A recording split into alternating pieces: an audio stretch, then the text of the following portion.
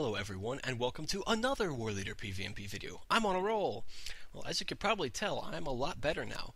Just a couple days, some Benadryl, a bunch of Jolly Ranchers, and yeah, I'm pretty much back in shape and over my illness. Well, today I'm going to be showing you a little bit of soloing and some very small grouping. I never see more than 2 people per side, disregarding NPCs. And so we're going to go ahead and get to see the intricate dynamics of fights on such a small scale, mostly with the 2 versus 2 or 2 versus 1 range, and just how it's just as involved as a 1 versus 1, but there's also an extra layer of flexibility that's not there in the 1 versus 1, because you've got to pay attention to the fact that there's multiple combatants, pop skills that you wouldn't be able to use in a standard 1v1, like, reses, bubbles, etc., and how the mechanics all come together to make a different kind of fighting experience. So we'll go ahead and get right in there. Before we start, I do want to mention I like this picture a lot just because it shows you how effective the War Leader shield actually is. You can actually cover most of his body pretty easily right there, and the shield's light enough that he'd be able to really actually move that around and cover pretty much his entire body quite effectively. And also, it's just a great screenshot, really. What can you say? I mean, War Leader crouching behind the shield, daring the Hobbit to come at him. Slightly ridiculous, and somehow, I don't know why, but I find it cute for some reason. Yeah, that's just me. Alright, anyway, first fight. This starts off right in the middle of the entire thing. I had pursued a hunter up the Lugs Hill. He was on his horse. I kept shouting at him. He kept moving and slowly backing off and not engaging or anything. Then he finally dismounted, and so I said, okay, I'm going to go after him, and hit the recording right in the middle. And so here we are. He hits me with Dazing Blow right off the bat. Waiting for the to catch up. Surprise, there's a burglar. He was just waiting for his burglar friend to show up the entire time. Right. I popped the burglar's stun. I let Dazing Blow finish off because I knew that I would get the most effect out of my stun pot's application if I used it to get rid of one of the burg stuns, since those are longer, and I was already halfway done with his stun when the burg showed up. And I instantly called for reinforcements. My goal is just to stay alive. This is going to be really tough. I'm hoping for a crit as soon as I can, but in the meantime, I'm using my on-the-run, quit whining and fight as much as I possibly can. The wargs very wisely went for the hunter first. The hunter could have dropped me if he'd been unharassed, because he does do range damage, but because they got on him promptly and dropped him, I managed to survive that whole thing. More creeps show up, burglar runs, that's the end of that. There's really not much to that fight, but it does go to show that if you keep your head, play smart, and call for reinforcements fast enough, and sometimes you could be surprised. Alright, so next is this Minstrel here. Spot him with TA Long, they see me coming, I come out, I hit him, Minstrel decides to flee. Now, I know a lot of people talk about Minstrels being OP and stuff. I'm really not going to make any judgment calls and stuff on that. I will just let what this is speak for itself, okay? This is a Minstrel that, before now, I've never ever seen run around solo and stuff. And after Rise of Isengard, you see lots of Minstrels running around solo. At the same time, as you can see, she seems to be pretty terrified of me. She's running like the entire White Hand is chasing her when it's just me. So make of that what you will. But anyway, I move out of the way. Minstrel comes back, they're walking up here. Now this is a lesson in situational awareness. You need to pay attention to what's around you. A 7-foot-tall armored war leader should not sneak up on you like that.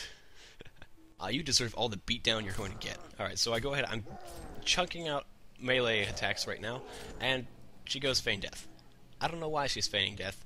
It makes no sense to me. What tactical advantage are you going to gain here? I do not know.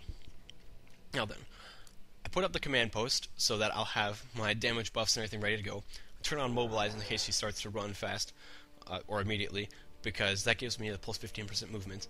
And now I'm going to go ahead and I'm going to turn on Call of Shadow. I know that it gives me 20 seconds in which I'll be able to get the crit, and the feign is not going to last that long. So I instantly apply the slow. I go ahead, I try to get Menacing Roar for the debuff. Doesn't work. I start pumping melee attacks again. What I want to do with the melee attacks is just pump out as much as I can before she really starts kiting or anything, because that allows me to keep a continuous stream of damage going, and then when she does move out of range, then I toss in the shout. The damage is not interrupted, and I'm not stuck waiting for shouts to come off cooldown because I'm out of melee range. I've already pumped the melee damage as much as I can. Now, here we go. I've got an NPC has just joined this, so if she decides to stay, she's going to die, so she starts running for the bridge.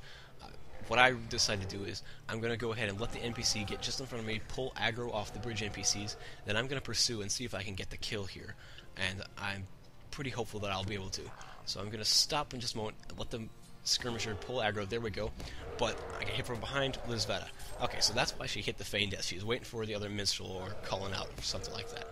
I'm going to guess. Right now, it's 2 minstrels, 1 war leader. I need to get out of here. I don't have any practice against minstrels post Isengard, and they're pretty tough, at least 1v1 setting. So I'm going to go ahead and turn on defensive aura.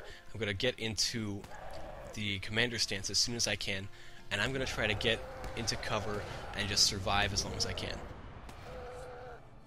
I get feared here. I decide not to blow my fear pot right now. Instead, I go ahead and hit another pot, hoping to take off these swords that are on me, the Echoes of Battle effect. I'm not really sure if it worked, but it seems to have vanished, so whatever. And now I'm just setting up and trying to heal up as much as I can. Basically, my goal here is I want to tank their damage as effectively as I can, get the NPCs on them, get them to go to the bridge, then I'll do a short pursuit so that they walk all the way up to the bridge, then I'll turn around and get out of there before they have a chance to turn around, and I'll leave the entire combat zone and get out alive. Alright, so now I'm just going to push forward until I make sure they hit the bridge and are going back up. Turn around, there's a black arrow. Okay, 2 versus 2, this is a new situation entirely. I make a quick decision here. I say I'm going to invite the black arrow because he needs to benefit from my auras and from my command post and from my group heals. I could throw a bubble at him, but whatever. I go ahead and hit him with Imposing Presence, throw both of those up as target assists so I can easily keep track of what he's doing, his health bar and stuff. And now I'm calling orders. What I don't realize at this point is my microphone, I didn't have a microphone plugged in, but the game was looking for a plugged-in microphone to actually transmit and get information from. Wasn't there, so nothing that I say actually comes through and he doesn't hear that. So I'm going to get annoyed with him about that, and I really shouldn't be, because he can't hear anything at all that I'm saying, and I just didn't know that. Alright, now I'm going ahead, I'm going after Jadewin. With how fast the other minstrel popped, I know that if the black arrow comes over, then we're going to be able to finish off Jadewin no problem, and so I'm just kind of waiting for him to show up. And in the meantime, I'm kiting backwards and just standing right behind her. I don't know why exactly she's able to attack me. Probably something to do with the targeting system and stuff. But whatever, it is what it is. I pulled 1 NPC because I nailed it with Menacing Roar when I was getting her with the debuff. But I'm not too concerned about that. As soon as the black arrow shows up, it's over. And even if he doesn't, I'm feeling pretty confident about my chances of taking out Jadewin on my own. So I'm just going to go ahead and stick it out and see what comes of this. Also, I'm doing really well with my crits at the moment, so it's helping me maintain my health levels at this particular juncture in time. The issue I'm running into is she's doing pretty good with her power management, and I'm not doing very good at all. Now, what I should be doing about now is I should probably be swapping over into my tanking mode and trying to survive and turn it into an attrition fight so that I can keep going longer. That's not what I choose to do. I choose to stay in brawlers and keep going at it as is, and this is starting to turn pretty bad because I'm getting very low on power right now. Her power level hasn't really fluctuated over the past 10 seconds or so, and her health is starting to go up in comparison to the amount of damage that I'm putting out and such. And so, since my power pot's on cooldown, this is pretty bad for me. So I'm going to need to get out of here pretty soon. Health has dropped below half, and I'm running into some serious power consumption issues. And I'm about to pull a 3rd NPC. Yep, there. Coldfell Scout is aggroed. This is time to get out of here. I'm not going to survive if I try to keep this up. So I go ahead and slide down right here, because I know this is a way that I can get down the cliff without breaking my legs. Get around the pillar. Jadewin fell down, broke her legs. As soon as I saw that, I realized that I had an opportunity that is an absolute rarity for a war leader. I can get away, because I can run the entire distance out here, keep heals going on the move. She's got broken legs, she's a lot slower. As soon as I drop combat, I'm going to hit mobilize, and I'm just going to be gone. Shoots, he got killed by something. Apparently it was the other minstrel. If he'd come over and participate in that fight, it would have been a different story. There was a total breakdown in communication there that I wasn't even aware of, and he never clued me into that. Alright, right now I've ambushed another minstrel on the TA lawn.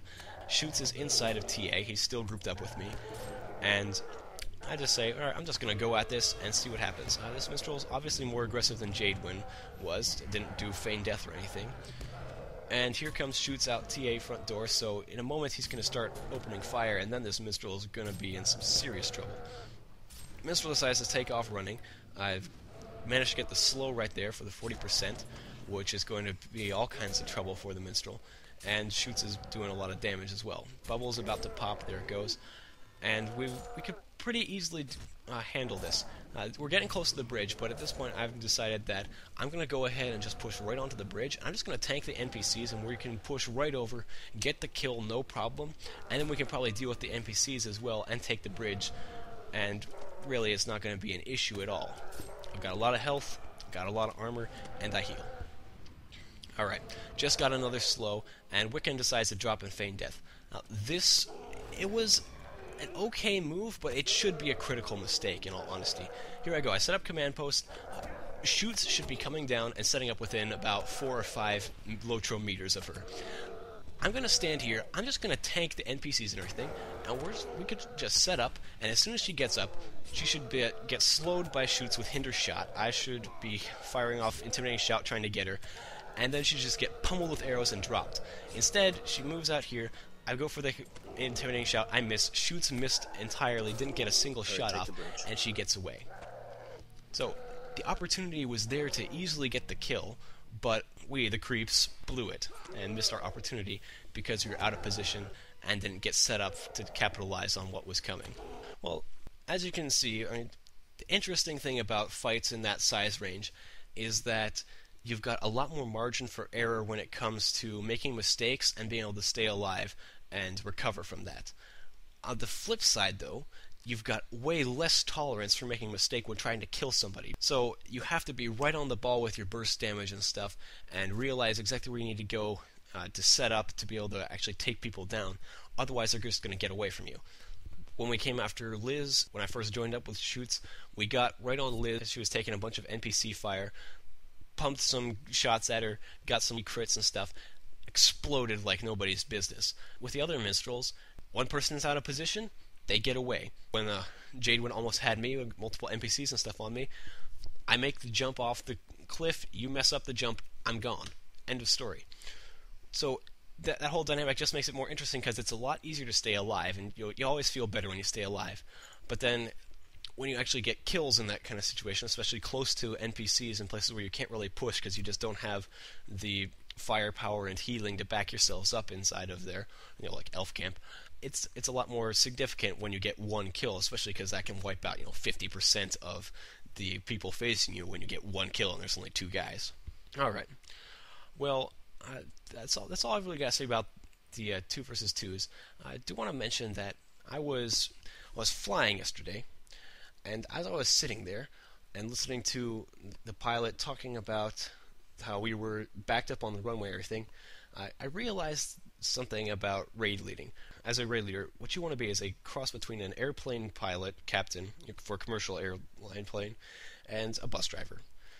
Basically, you want the calm, collected, Chuck Yeager type airplane pilot thing where it's just, well, this is what's happening, and everything is very calm, very matter of fact, and they keep you informed of this stuff. As a raid member, it's great to know what's going on. As a raid leader, it's nice to be able to articulate your thoughts and let people know exactly what you want to do and such.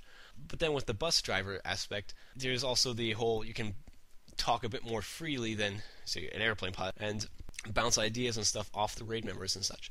And if you can do that, that's a pretty good style to have, the methodology and such. By no means is it perfect, and you're going to want to find your own balance for it, but that's kind of what I strive for in many terms with my own raid leading, and I tend to think it's a pretty good policy. So I just thought I'd mention that because it kind of came to me, and I thought, oh, that's interesting, I should probably share that with somebody. So there you go. Alright, well, that is all I've got for this time. I hope you enjoyed it, and hope you learned something. In the meantime, good luck and have fun in game. I might even see you in there. And Ugmog is out.